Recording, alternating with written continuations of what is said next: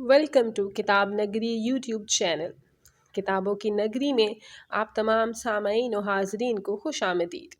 میں ہوں آپ کی میزبان یابندر سلیم، اور آج کتاب نگری لایا ہے آپ سب کے لیے آپ سب کی فیورٹ رائٹر ارم راحیل کے قلم سے نکلی دلوں کو چھو لینے والی تحریر راہی ساتھ چلتے ہیں۔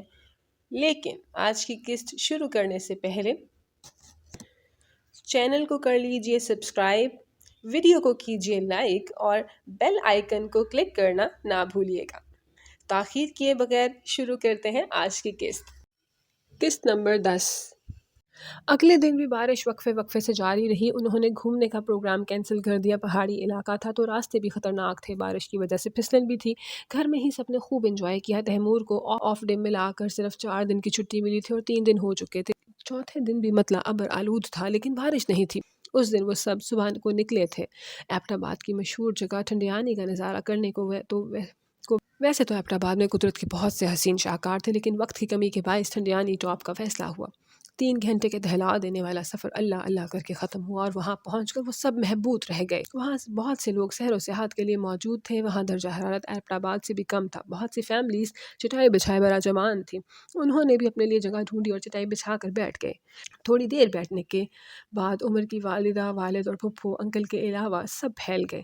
کوئی کہیں تو کوئی کہیں پکس لینے لگا۔ عمر آج خاموش تھا اور زیادہ بات چیت میں حصہ بھی نہیں لے رہا تھا، اور اس کی خاموشی سب سے زیادہ ارج کو ہی محسوس ہوئی۔ روشنی بھی ریحان بھائی، ندا بھابھی اور بچوں کے ساتھ تصویریں بنانے لگ گئی۔ انہوں نے آواز دے کر فاران کو بھی بلا لیا جو فرخ کے ساتھ مگن تھا۔ بہت سی پکس لینے کے بعد سب نے اکٹھے فیملی فوٹو بنوائی تھی۔ پھر تیمور سب کے لیے آئس کریم لے آیا۔ روشنی پھپھو کے ساتھ بیٹھی تھی۔ فاران کچھ دور کھڑا موبائل میں مصروف تھا۔ باقی سب بھی اپنا اپنا انجوائے کر رہے تھے۔ پھپھو اور عمر کی والدہ باتوں میں مصروف تھی۔ روشنی خاموش بیٹھی ان کو سن رہی تھی۔ روشنی نے ایک نظر سب پر ڈالی، سب مگن تھے۔ پھپھو میں آتی ہوں، اس نے آہستگی سے کہا تو پھپھو نے سر ہلایا اور پھر باتوں میں مصروف ہو گئی۔ وہ اٹھی اور دائیں جانب نکل گئی۔ اس طرف تھوڑی سی چڑھائی تھی، بڑے بڑے پتھر تھے، گھاس تھی اور لمبے لمبے درخت۔ وہ اوپر چڑھنے لگی۔ 15 منٹ کی چڑھائی اس نے 10 منٹ میں طے کی تھی اور جلدی جلدی چلنے سے سانس پھول گیا تھا۔ وہ ایک پتھر پر بیٹھ کر سانس لینے لگی۔ کچھ دیر میں سانس بحال ہوا، پھر اٹھ کر ایک طرف کو بڑھی۔ اب وہاں راستہ سیدھا تھا۔ درختوں کے بیچ میں 15-20 قدم چلنے کے بعد وہ رک گئی اور آنکھیں بند کر لی۔ اس کا دل تیز رفتاری سے دھڑک رہا تھا۔ یہاں اتنی خاموشی تھی کہ اسے اپنے دل کی دھڑکن محسوس ہو رہی تھی۔ ٹھنڈی ہوا اور ہوا سے ہلتے پتوں کا شور۔ کہیں پرندے بول رہے تھے۔ آنکھیں بند کیے جیسے ہر چیز کو محسوس کر رہی تھی اور اس پرسکون ماحول میں جیسے گھل رہی تھی۔ اس کے روم روم میں طمانینت بھرا احساس دوڑا تھا۔ کتنی ہی دیر بعد اس نے آنکھیں کھولی تو سامنے قدرت کا حسین نظارہ تھا جو لفظوں میں بیان نہیں کیا جا سکتا تھا۔ وہ مسکرائی اور نظروں سمیت دل کو لبھا دینے والے نظارے کو آنکھوں میں قید کرنے لگی۔ نہ جانے کتنا وقت بیتا تھا۔ وہ کبھی آنکھیں کھولتی، کبھی بند کرتی۔ اس کا دل چاہا وہ وہیں رہ جائے۔ آخری دفعہ اس نے ایک نظر ڈالی اور واپسی کا ارادہ کیا کہ اسے نہ پا کر وہاں سب لوگ پریشان نہ ہو جائیں۔ پلٹتے پلٹتے بھی اس نے پھر ایک بھرپور نظر ڈالی تھی اور منظر کو آنکھوں میں اتارنا چاہا۔ وہ پلٹی تھی اور ساکت ہوئی تھی۔ دائیں طرف فاران درخت سے ٹیک لگائے کھڑا تھا، دونوں بازو سینے پر باندھے، ٹانگوں کو کراس کیے۔ وہ اس کی طرف متوجہ نہیں تھا۔ وہ کسی گہری سوچ میں ڈوبا ہوا تھا۔ روشنی کو سمجھ نہ آئی وہ کیا کرے، اسے بلائے یا یہاں سے چلی جائے۔ یہاں سے خاموشی سے چلے جانا اسے مناسب نہیں لگا اور بلانے کی ہمت بھی نہیں ہوئی۔ وہ فاران کو دیکھتے ہوئے اسی شش و پنج میں تھی۔ اسی وقت فاران نے بھی سر جھٹک کر اسے دیکھا تھا۔ اس کے متوجہ ہونے پر روشنی نے اس پر سے نظریں ہٹا لی اور اس کے پاس سے گزر کر واپسی کے راستے پر قدم بڑھائے کہ فاران نے اس کا ہاتھ تھام کر روکا تھا۔ روشنی جو پہلے ہی حیران تھی اور حیران ہوئی اور قدرے الجھن سے اسے دیکھا۔ تم مجھے بھی کہہ سکتی تھی یہاں آنے کو، فاران نے یہ جملہ سامنے دیکھ کر بولا تھا۔ وہ بول چکا تو روشنی کی طرف دیکھا، سوالیہ انداز میں۔ ہاتھ ابھی تک اس کے ہاتھ میں تھا۔ تھوڑی دیر پہلے روشنی کو جو سکون کا احساس ہوا تھا وہ بے سکونی میں بدلا۔ اسے سمجھ نہ آئی کہ وہ کیا جواب دے۔ میں اتنی کوشش کر رہا ہوں کہ اس رشتے کو نبھا سکوں اور تم سے کوشش بھی نہیں ہو رہی۔ فاران نے جھٹکے سے اسے اپنی طرف کیا اور گھورا۔ لہجہ درست تھا۔ اس کے کھینچنے سے روشنی اس کے نزدیک ہوئی تھی۔ روشنی نے اس کے انداز پر حیرانی سے اسے دیکھا۔ وہ غصے میں تھا، لیکن صرف اتنی سی بات پر غصہ؟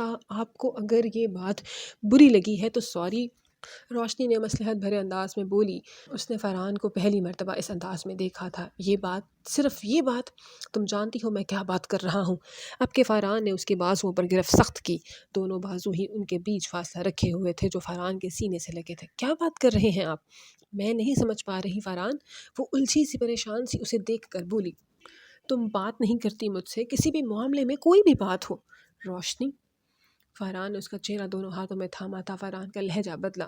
میں جانتا ہوں یہ مشکل ہے تمہارے لیے، تم شادی نہیں کرنا چاہتی تھی، میں بھی نہیں کرنا چاہتا تھا، لیکن ہو گئی نا۔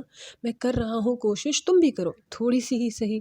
فرحان نے دھیمے سے کہتے ہوئے اس کی پیشانی سے اپنا ماتھا لگایا، اور روشنی ساکت تھی۔ ایک دم اتنا غصہ کرنا اور پھر یہ انداز، وہ دنگ تھی۔ فرید کے ساتھ اس نے 6 ماہ گزارے تھے، اور ان 6 ماہ میں اس نے روشنی سے کبھی بھی ایسی کوئی بھی فرمائش نہیں کی تھی۔ وہ ایسی ہی تھی، نہ بولتی تھی نہ بحث کرتی تھی، اور فرید نے کبھی بھی اس سے کہا نہیں تھا کہ وہ اس سے بات نہیں کرتی، وہ صرف اپنی سناتا تھا، اسے پرواہ نہیں ہوتی تھی۔ اور فرحان، اس نے شادی کے 20 دنوں میں ہی اسے پرکھ لیا تھا۔ روشنی کی فرحان سے جھجک، تکلف کرنا اور کترانا، وہ اس چیز کو بھانپ گیا تھا۔ روشنی ششدر تھی، اس کے انداز سے کبھی لگا ہی نہیں کہ وہ اتنی باریک بینی سے پرکھ رہا ہے، اور یہ ایسی چیز تھی جو روشنی نے کبھی سوچی بھی نہ تھی۔ وہ جتنا حیران ہوتی کم تھا۔ وہ اس کے بازو چھوڑ چکا تھا، لیکن بازو ابھی بھی اسی انداز میں اس کے سینے سے لگے، ان کے بیچ فاصلہ بنائے ہوئے تھے۔ اس نے ابھی تک اس کا چہرہ ہاتھوں میں تھاما ہوا تھا۔ فرحان کی سانسوں کی مہک وہ بہت بار اس سے بھی زیادہ قریب سے محسوس کر چکی تھی۔ روشنی آنکھیں بند کر چکی تھی، اس کی حیرانی کم ہونے میں نہیں آ رہی تھی۔ اسے تو لگا تھا فرحان بھی فرید کی طرح ہوگا، بلکہ شاید اس سے بھی آسان۔ فرید کو تو اس سے محبت تھی، فرحان کو تو نہیں تھی، پھر بھی وہ اس کے بارے میں اتنا سوچ رہا تھا جو کبھی فرید نے نہیں سوچا تھا۔ روشنی یوں ہی رہی، اس کو نہیں پتا چلا جس جگہ وہ کھڑے تھے وہاں آہٹ ہوئی تھی، جس وجہ سے فرحان اسے چھوڑ کر پیچھے ہوا تھا۔ فرحان نے دیکھا تو ایک نوجوان لڑکا اور لڑکی اسی طرف آ رہے تھے۔ سو سوری، ہم نے آپ کو ڈسٹرب کر دیا۔ لڑکی نے شرارتی انداز میں روشنی کو مخاطب کیا تو وہ ہوش میں آئی، لیکن پوری طرح نہیں۔ وہ ناسمجھی سے لڑکی کو دیکھنے لگی کہ اس نے کیا بات کی ہے۔ نو پرابلم، ہم بس جانے والے ہی تھے۔ روشنی کو خاموش دیکھ کر فرحان نے اعتماد سے مسکرا کر انہیں دیکھا۔ I must say, very beautiful couple you are۔ لڑکی نے توصیفی انداز میں کہا، تمہیں پتہ بھی ہے کہ یہ کپل ہے یا نہیں؟ ہو سکتا ہے دوست ہوں، تم ہر جگہ شروع ہو جاتی ہو۔ اس کے ساتھ والا لڑکا لڑکی کو گھورتے ہوئے بولا، آج کل کے حالات ایسے ہی کہ واقعی پتہ نہیں چلتا تھا کہ کپل ہے یا صرف دوست۔ وہ لڑکا بھی صحیح تھا اپنی جگہ، سوری، یہ بس ایسی ہی ہے، اس نے معذرتی انداز میں کہا۔ اس کے کہنے پر لڑکی نے منہ بنایا، no no, don't say sorry and thanks for the compliment, we are married. Farhan نے مسکراتے ہوئے کہا، او دیٹس گریٹ، ویسے ہماری بھی انگیجمنٹ ہو چکی ہے۔ لڑکی خوشی بھرے لہجے سے بولی، congrats, I wish you both have a happy life. Thank you, same to you. یہ بولتی نہیں ہے کیا؟ بولتی ہیں لیکن بہت کم۔ روشنی جو خاموشی سے ان کی گفتگو سن رہی تھی، فرحان نے اس پر گہری نظر ڈالی۔ روشنی جو کافی حد تک سنبھل چکی تھی، فرحان کے کہنے پر اسے دیکھنے لگی۔ اس کے کہنے پر فرحان نے اس پر سے نظریں ہٹائیں اور لڑکے کی طرف ہاتھ بڑھایا۔ Nice to meet you both of you, ہم چلتے ہیں، کافی دیر ہو گئی ہے، انجوائے کریں۔ Thank you and good luck. لڑکے نے مسکراتے ہوئے مصافحہ کیا، لڑکی نے بھی روشنی سے ہاتھ ملایا۔ ایک دوسرے کو خدا حافظ کہتے ہوئے وہ لوگ سیدھے چلے گئے۔ فرحان نے روشنی کا ہاتھ تھاما اور واپسی کے راستے پر روشنی کو سہارا دیتے ہوئے نیچے اترنے لگا۔ اور اگلے ہی دن وہ لوگ واپس آ گئے تھے۔ تیمور کی جاب کا مسئلہ تھا اور گھر آتے ساتھ ہی دعوتوں کے سلسلے شروع ہوئے۔ فرحان نے سب کی دعوت کو قبول کیا۔ اس وقت وہ آمنہ بیگم کے گھر تھے، ان کے ساتھ آمنہ بیگم نے انوار صاحب اور ہمدان کو بھی فیملی سمیت انوائٹ کیا تھا۔ کھانے کے بعد سب باتوں میں مصروف تھے، بزرگ لوگ الگ، آدمی الگ اور لڑکیاں الگ الگ گروپ بنائے بیٹھی تھیں۔ مردوں میں ہمدان بھائی اور طاہر بھائی کا قہقہ سب سے بلند ہوتا تھا، جو وقفے وقفے سے سنائی دے رہا تھا۔ تو روشنی اب ساتھ جائے گی فرحان کے؟ آمنہ بیگم نے زاہدہ بیگم سے پوچھا۔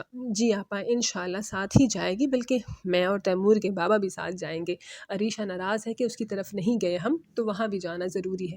روشنی وہیں رہ جائے گی، ہم واپس آ جائیں گے۔ ہاں ہاں ضرور جاؤ، بچی کا دل کھٹا ہوا ہونا ہے۔ بس آپا، جانا تو تھا لیکن وہاں کا موسم ہی ایسا تھا کہ نکلنا ہی نہیں ہوا، پھر تیمور کو تو چھٹی بھی تھوڑی ملی تھی۔ چلو کوئی بات نہیں، آمنہ بیگم کہتے ہوئے بہن کے نزدیک ہوئی۔ ٹھیک تو رہتے ہیں دونوں؟ کی مراد روشنی اور فرحان سے تھی۔ شکر اللہ آپا کا، فرحان تو بہت بدل گیا ہے۔ روشنی خاموش سی رہتی ہے، لیکن ایسا نہیں کہ خوش نہیں ہے۔ شکر ہے اللہ کا۔ کوئی بات نہیں، بچیاں شروع میں ایسے ہی شرماتی ہیں، خاموش رہتی ہیں، آمنہ بیگم نے کہا۔ آپا، انوار کتنا پرسکون ہو گیا ہے، بس اقرا کی ذمہ داری ہے، بس وہ بھی اللہ بہتر کرے گا۔ زاہدہ بھائی کو دیکھتے ہوئے بولی، جو کسی بات پر مسکرا رہے تھے۔ طمانت ان کی مسکان سے ظاہر تھی۔ انشاءاللہ انشاءاللہ، اللہ خیر کرے گا۔ اسی وقت آمنہ بیگم بڑی بہو چائے لے کر آئیں تو موضوع سمیٹ لیا گیا۔ انوار آپ نے دیکھا روشنی کو خوش لگ رہی تھی اور فرحان بھی۔ دعوت سے واپس آنے کے بعد اس وقت سب اپنے اپنے کمروں میں تھے جب سلمیٰ بیگم نے انوار صاحب کو مخاطب کیا۔ ہاں ماشاء اللہ، اللہ ایسے ہی خوش رکھے، انوار صاحب نے جواب میں کہا۔ آمین، بری نظر سے بچائے، اللہ نے مشکل سفر کے بعد میری بیٹی کو خوشیاں دی ہیں، اے اللہ ان خوشیوں کو کبھی کم نہ پڑنے دینا۔ سلمیٰ بیگم آخر میں دعا کرتے ہوئے بولی آمین۔ انوار صاحب نے صدقے دل سے کہا، اور کم و بیش ایسی ہی گفتگو حمدان اور رتابہ بھی کر رہے تھے۔ شکر ہے حمدان، یہ ایک بہترین فیصلہ ثابت ہوا۔ ہاں دعا کرو آگے بھی بہترین ہی رہے، اچھا ہی ہوگا انشاءاللہ۔ انشاءاللہ۔ کیا ہوا، آپ اتنے بجھے بجھے کیوں بول رہے ہیں؟ کچھ نہیں، ویسے ہی تھکاوٹ سی ہے۔ وہ بتا نہ سکے کہ آج انہوں نے فرید کو دیکھا تھا اور انہیں روشنی کے حوالے سے پریشانی ہوئی تھی، لیکن وہ فرحان کو دیکھ کر کچھ پرسکون ہوئے تھے۔ بہت سی امیدیں تھی فرحان سے انہیں کہ اب وہ روشنی کو ٹوٹنے نہیں دے گا، اس کی حفاظت کرے گا، اسے کوئی دکھ نہیں دے گا، چاہے فرید کتنی ہی کوشش کر لے، اور حمدان جانتے تھے کہ فرید کرے گا کوشش، وہ اتنا ہی گھٹیا تھا۔ دعوتوں کا سلسلہ ابھی چل رہا تھا، ریحان کی واپسی کا دن آ گیا۔ سب کی دعاؤں کے حصار میں وہ فیملی سمیت رخصت ہوا اور جلد آنے کا وعدہ کیا، اور اس کے کچھ دنوں بعد ہی فرحان بھی اسلام آباد جانے کے لیے تیار ہوا، ساتھ روشنی، زاہدہ بیگم اور سکندر صاحب بھی۔ روشنی کو ادھر ہی رہنا تھا فرحان کے ساتھ، زاہدہ بیگم اور سکندر صاحب کو واپس آنا تھا۔ آنے سے ایک دن پہلے فرحان اور روشنی گھر ملنے بھی گئے تھے۔ وہ لوگ اسلام آباد میں پہنچ کر سیدھا عریشہ کے ہاں گئے۔ گاڑی فرحان نے خود ڈرائیو کی تھی۔ وہاں پرتکلف کھانے کا انتظام تھا۔ کھانے کے بعد چائے پینے کے کچھ دیر بعد انہوں نے اجازت لی، جو زین نے بمشکل دی۔ وہ انہیں وہیں رات رکنے پر اصرار کر رہا تھا، لیکن فرحان نے معذرت کر لی اور انہیں اپنے گھر آنے کی دعوت دی۔ جس وقت فرحان انہیں لے کر گھر پہنچا، رات کے سائے پھیل چکے تھے۔ ہارن پر گیٹ کیپر نے دروازہ کھولا۔ فرحان گاڑی لے کر اندر آ گیا۔ وہ لوگ باہر نکلے، تھکاوٹ ہو چکی تھی، دل کر رہا تھا اب بس بستر مل جائے۔ میل سرونٹ نے ان کا سامان نیچے بنے کمروں میں ہی رکھا۔ دونوں کمرے ساتھ ساتھ بنے تھے، جن کے دروازے بڑے ہال میں کھلتے تھے۔ پھپھو اور انکل بھی کمرے میں گئے تو وہ بھی کمرے میں آ گئی۔ کمرہ دیکھتے ہی اندازہ ہو گیا کہ یہ یقیناً گیسٹ کے لیے روم تھا۔ گھر اتنا شاندار تھا، بیڈ روم اتنا سادہ تو ہو نہیں سکتا۔ چھوٹی ٹیک والا ڈبل بیڈ تھا، کمرہ کشادہ تھا، ایک دیوار گیر الماری تھی اور صوفہ پڑا تھا۔ ہاں یہاں بھی بالکنی کا دروازہ تھا۔ اس نے شیشے سے بنا دروازہ کھولا تو باہر ٹیرس بھی اچھا خاصا تھا۔ لاہور والے کمرے سے کشادہ ٹیرس تھا اور ٹیرس سے پچھلی طرف بنا ہوا لان نظر آتا تھا۔ لان تک جانے کا راستہ بھی تھا۔ روشنی نے نظر گھمائی تو صرف اسی کمرے کا ٹیرس بنا تھا، باقی اوپر کمروں کے ٹیرس بنے تھے۔ وہ واپس کمرے میں آئی اور بیگ میں سے کپڑے نکالنے لگی۔ سادہ لان کا سوٹ نکال کر واش روم میں گئی اور وہاں ضرورت کا سب سامان تھا۔ شاور لے کر آئی، ڈریسنگ روم نہیں تھا، نہ ہی ڈریسنگ ٹیبل، لیکن الماری میں ہی ایک طرف شیشہ لگا تھا اور ہیئر برش بھی موجود تھا۔ بالوں میں برش کر کے دوپٹہ سر پہ ڈالا اور پھپھو کو دیکھنے ان کے کمرے میں گئی تو فرحان پہلے سے ہی ان کے کمرے میں موجود تھا۔ وہ بھی کپڑے تبدیل کر چکا تھا۔ کھانا کھانے کا من تو کسی کا نہیں تھا۔ پھپھو اور انکل بھی تھک چکے تھے، انہیں آرام کا کہہ کر وہ دونوں آگے پیچھے باہر نکلے تھے۔ روشنی اسی کمرے کی طرف بڑھی، فرحان بھی پیچھے ہی آیا۔ کسی چیز کی ضرورت ہے کیا؟ نہیں، روم کا اے سی کل تک سیٹ ہو جائے گا، اور باقی بھی کسی چیز کی ضرورت ہو تو بتا دینا۔ فرحان کے کہنے پر اس نے خاموشی سے سر ہلایا۔ فرحان کو تھا شاید وہ کوئی بات کرے گی، لیکن وہ خاموش ہی رہی۔ ٹھیک ہے تم آرام کرو، مجھے اسٹڈی میں کچھ کام ہے، فرحان کہہ کر پلٹ گیا تو وہ بھی دروازہ بند کر کے بیڈ کی جانب بڑھی۔ جی تو سامعین و حاضرین، کیسی لگی آپ کو آج کی قسط؟ امید کرتی ہوں آپ کو پسند آئی ہوگی۔ اپنی رائے سے ہمیں کمنٹ سیکشن میں ضرور آگاہ کیجیے گا۔ اگلی قسط تک کے لیے اپنا خیال رکھیے۔ اللہ حافظ۔